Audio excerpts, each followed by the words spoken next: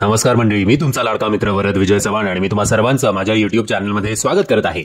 म्हणजे काल छापा काटा नावाचा एक मराठी सिनेमा रिलीज झाला होता. मकरंद नानासपुरे सरांचा हा कमबॅक सिनेमा आहे असं म्हणायला काही हरकत नाही. अजून एक डबल धमाका आय थिंक पुढच्या महिन्यात होणार आहे, नवीन वर्षात, जेव्हा त्यांचा नाना पाटेकर सरांचा, सिद्धार्थ चांदेकरांचा ओले आले का आले ओले का ओले ओले काय ते विसरलो मी नाव त्या सिनेमाचं. आय थिंक ते कमबॅक दणक्यात होईल. छापा काटा कुठेतरी गर्दीत हरवणार आहे हा सिनेमा असं म्हणायला काही हरकत नाही. बट हा सिनेमा मी तुम्हाला सांगेन फक्त आणि फक्त जर तुम्ही हार्डकोर मकरंद नानासपुरेंचे फॅन असाल तरच हा सिनेमा थिएटरमध्ये बघायला जा. मी आता माझ्या डोक्यात थोडा गुंतागुंत झालेली आहे, बट एक थोडक्यात तुम्हाला या सिनेमाची कथा सांगण्याचा प्रयत्न करणार आहे. मी आशा करतो तुम्हाला ओव्हरऑल आयडिया येईल आणि जर मी याच्यात कमी पडलो तुम्हाला समजवण्यात की या चित्रपटाची वन लाईन सांगण्यातच खूप वेळ जाणार आहे, तर माफ करा मला. आता ही गोष्ट आहे नामदेव म्हणजेच मकरंद अनासपुरे, जे खूप एक ऑनेस्ट माणूस असतो, खूप सरळ साधा माणूस असतो. ते त्यांच्या आई बरोबर राहतात. आईची भूमिका करतायत स्मिता ओक आणि त्यांची एक बहीण असते अर्चना, यांची भूमिका करतायत रीना मधुरकर. बरं, नामदेवला अर्चना सोडून अजून 2 बहिणी असतात ज्यांची लग्न झालेली असतात.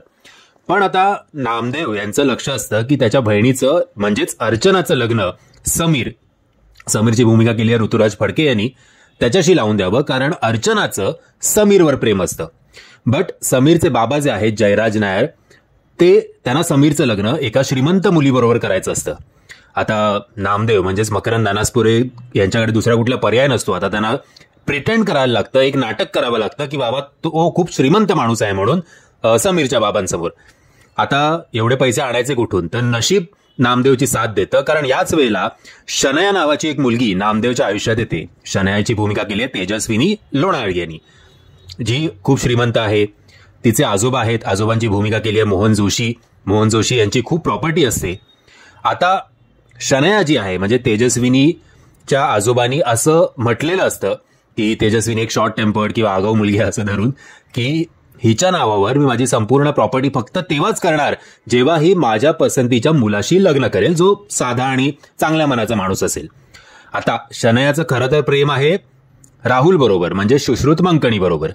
पण आजोबांसमोर दाखवायला की किती नेक दिल माणसाबरोबर मी लग्न करते, तुम्हाला सुद्धा हा मुलगा आवडेल, म्हणून ती नामदेवला अप्रोच करते आणि नामदेवला सांगते की आपण एक खोटं लग्नाचं नाटक करूया, जेणेकरून आजोबांना आपल्यावर विश्वास बसेल आणि सगळी प्रॉपर्टी माझ्या नावावर होईल आणि तुझ्या नावावर मी अमुक पैसे करीन, जेणेकरून तू सुद्धा स्वतःच्या बहिणीचं लग्न लावून देऊ शकतोस. आता शनया म्हणजेच तेजस्विनी ज्याच्यावर प्रेम करते, राहुल म्हणजे सुश्रुत मंकणी, त्याचं खरंच प्रेम असतं का शनयावर? तर नाही, त्याचा डोळा असतो आजोबांच्या प्रॉपर्टीवर.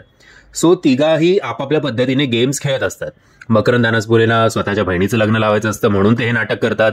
तेजस्विनीला आजोबांची प्रॉपर्टी हवी असते म्हणून ती लग्नाचं नाटक करते आणि सुश्रुतला सुद्धा आजोबांची प्रॉपर्टी हवी असते म्हणून तो तेजस्विनीशी प्रेमाचं नाटक करतो. नाटक म्हणजे आफ्टर ऑल डोळा आजोबांवरच असतो, आजोबांच्या प्रॉपर्टीवर. आता स्टोरी प्रोग्रेस होते. नामदेव आणि शनयाचं लग्न सुद्धा होतं.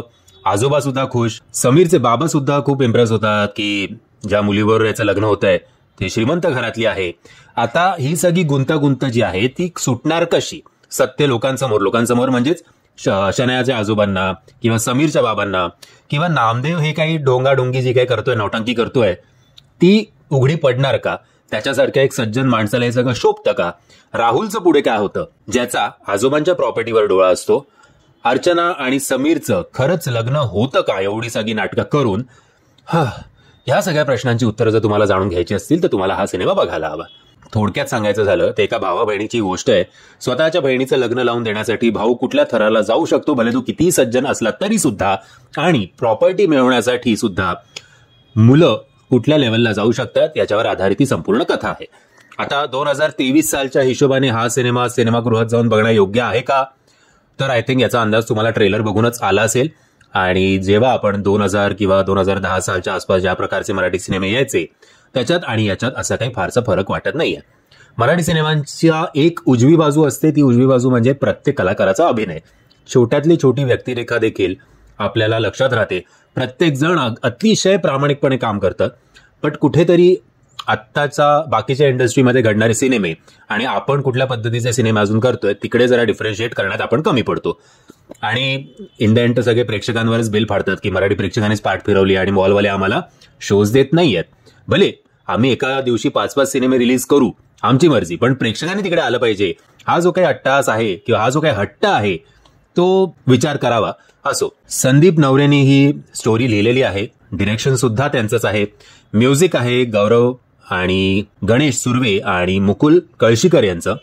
पण असं लक्षात राहील असं अनफॉर्च्युनेटली तरी फारसं काही नाहीये. ओव्हरऑल जो प्रश्न मराठी प्रेक्षक मराठी सिनेमाचा ट्रेलर बघितल्यानंतर विचारतो तो प्रश्न म्हणजे हा सिनेमा OTTवर कधी येणार किंवा टीव्हीवर बघायला कधी मिळणार, तसंच तुम्ही या सिनेमाच्या बाबतीत सुद्धा प्रश्न विचारू शकता. आणि असं तुम्ही थिएटरमध्ये गेला नाहीत तसंही फार हाईप नाहीये या सिनेमाची, रादर कुठल्याच सिनेमाची नाहीये जे 5 सिनेमे आज म्हणजे काल रिलीज झाले होते त्याची. थोडा वेळ वाट बघा, हा सिनेमा लवकरच आपल्या भेटीला टीव्हीवर किंवा OTTवर येईलच.